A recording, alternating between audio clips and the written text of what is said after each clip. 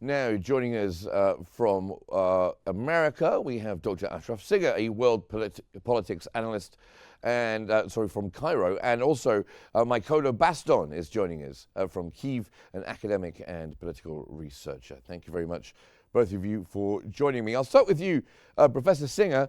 What do you make of these secret talks with Ukrainian opposition leaders? It's a message to Europe, not really only to Ukraine. Donald Trump is changing, the main theme of the U.S. foreign policy. So Trump believed that Russia is more important than Europe now. Basically, he does need to bring Russia with, the new foreign policy framework, with the U.S. Probably this is currently help him to contain China. So this is the major theme of his foreign policy visions. So make that divisions. It's a very crucial, very critical, changing. What United States did really invest in Ukraine to stop Putin critique, his invasion, or maybe the consequences of Putin invasion of Ukraine threats, has been a threat the democracy. It's a huge shift, but that kind of secret talk with the opposition in Ukraine definitely is not really popular. Or what I can say that still Zelenskyy is very popular among the Ukrainians, particularly in time of war. You cannot really push to change the leader now, and I don't think the opposition they have that kind of popularity among the Ukrainians. So it seems to me like Ukrainians now pretty one voice, and they were getting huge support from Europe, particularly France and UK, that Europe will not leave Ukraine by herself or by itself. So Ukraine will not be alone, and this is really a huge threat to the Russia, because Russia was dreaming, that is, without that kind of huge support of the United States. So this is probably now the peace based on the Russian condition will be achieved. But it seems to me like France and UK, they are not really accepting, that kind of shift of the U.S. foreign policy. So now it's really really crucial in transatlantic relationship, particularly between Europe and United States. They need really to fix their problem before to thinking, to change the position in Ukraine, changing, Zelenskyy in Ukraine. Okay, and coming to you, Professor Baston in Kyiv, what has been the reaction in Kyiv to these secret talks that the Trump administration has apparently been having? Assalamu alaikum. May peace be upon you. Yes, regarding the elections now in Ukraine, this has been discussed over and over during the past few years. After the end of Zelenskyy term for 5 years, and in this discussion, we have seen that the popular opinion in Ukraine is unified, that these elections cannot be run now, currently with the fight continuing and the war ongoing. There are a lot of concerns, and this will raise a lot of issues in the Ukrainian community and for the public opinion. And it is not feasible or applicable even for the opposition officials, including the previous president for Ukraine. He said that these elections will not have a winner. Only Putin will benefit from such elections. And coming back to you, Professor Singer, what are the U.S. foreign policy objectives when it comes to Europe at the moment? Yeah, it's the main objective of United States, or Trump, as he said in advance many times, that he was interested in increasing, the military burden, of Europe or the NATO member. So that kind of, what we heard from Elon Musk or from Trump, that United States probably will withdraw from NATO, and this is a big disaster. You can't really imagine how that policy can really be implemented. United States without NATO or Europe without United States is a big disaster for running the international politics. So that kind of a change in foreign policy, or a huge change or a huge shift in United States foreign policy, it's a pretty dangerous in that degree of stability. But it seems to me like President Trump is making the opposite directions of President Biden. So now the situation is not about thinking rationally about what is going on in the world politics, but it's about like what my ex president did, I will do the opposite. But this is will not help Europe, of course. But it seems to me like Europe got really uh, a clear message that United States is changing, the status quo, and Europe definitely will act fastly to protect its security. And I like that kind of the frame where England and UK and France, they made that kind of, like the reliable plan how to fill the gap where United States, is moving out. So it seems to me like, during Trump presidency, maybe we expect a huge shift, and this is will put too much pressure in Europe and Ukraine. But it's still Zelenskyy and his leadership in Ukraine is very significant, very popular, and any kind of action by Trump to change Zelenskyy by inviting, the opposition's leaders to run Ukraine, it seems to me, or my best understanding, that the people in Ukraine are not ready to make that change during the time of war. Okay, coming back to you, Professor Baston, do you agree with Dr. Singer there, who says that Europe is trying to fill the gap that the US has left? And are the days of the delivery of military aid to Ukraine by the United States over?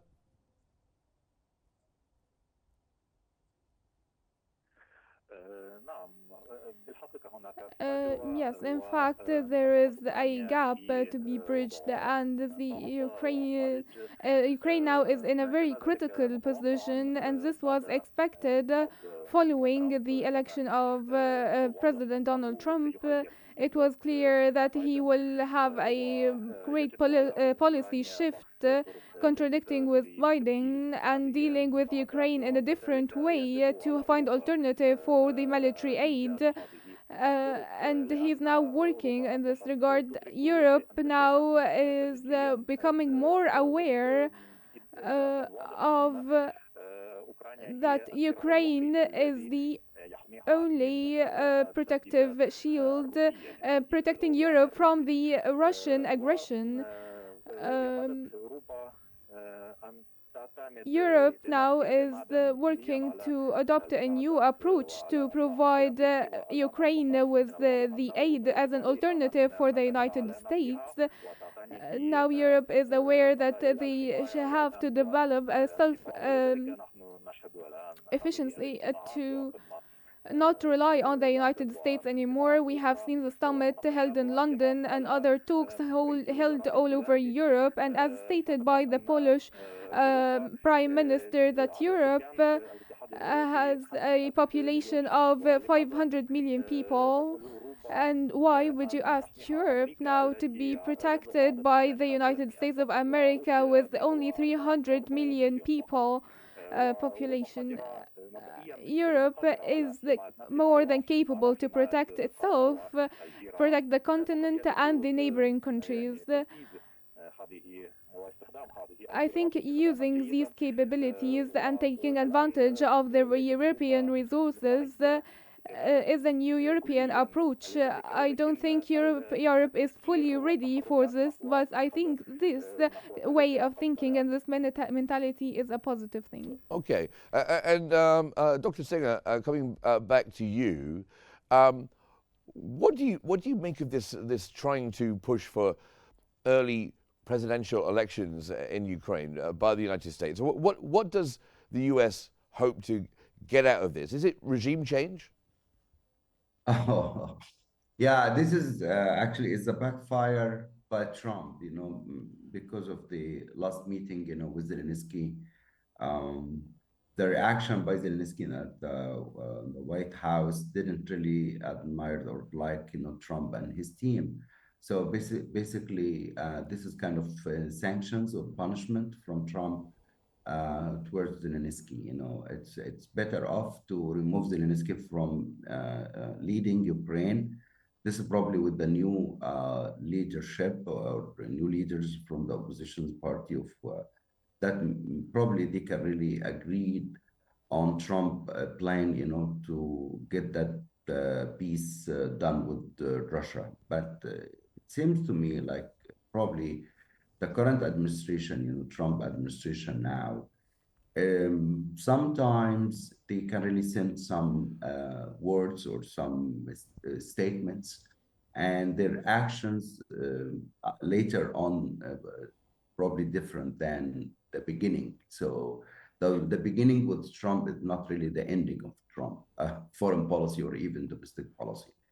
So it seems to me now like Europe is waiting because this is Europe issue, not only Ukraine issue, because Europe needs really to figure out clearly what is the grand plan of Trump. Is really Trump interested in just shaking the status quo for pushing Europe to pay more in terms of the military defense or the military budget, or just talking without really reach the resolution that can really get the peace done between Ukraine and Russia.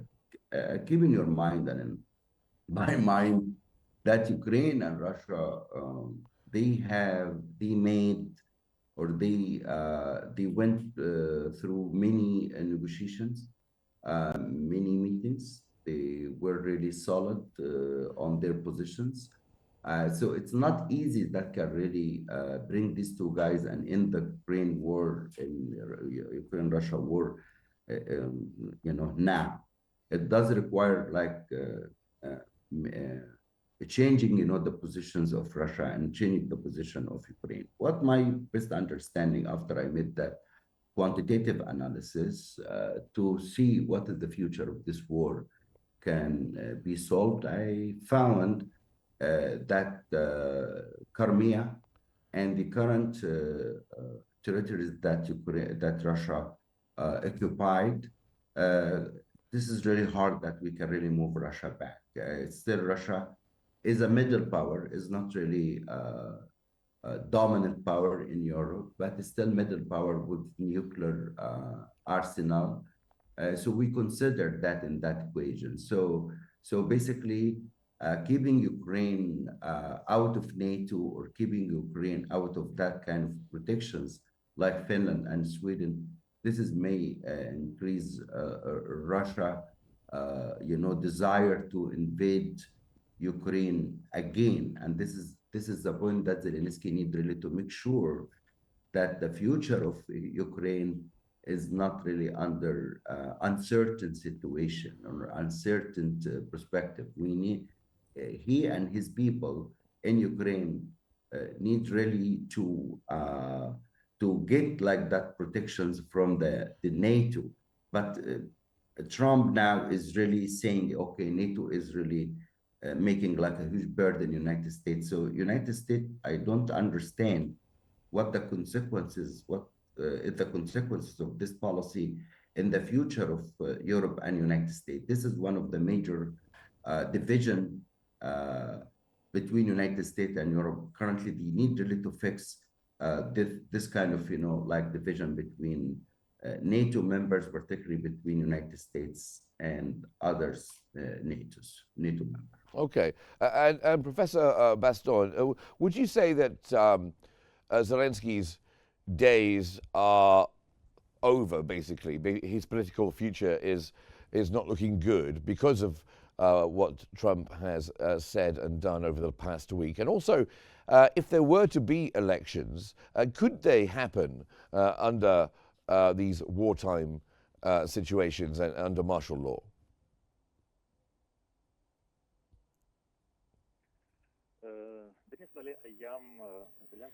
For Zelensky's days as a politician, of course, he's a president of a democratic state that will not be overthrown like this. But for the potential for holding an election that coincides with the war in Ukraine, there is no prospect for our potential or even a way to enable the elections. The entire society, including the opposition and the people, the military, all Ukrainian entities and factions are unified that holding an election now is impossible. And recognizing this fact, Zelensky will remain in his office until it is possible to actually run the elections. Now there will be negotiations and discussions that is partly announced and partly confidential regarding the ceasefire and signing into a settlement between Russia and Ukraine. We don't really know all the details. Will these negotiations take long, or will they be productive in a short period of time? It is very difficult to anticipate.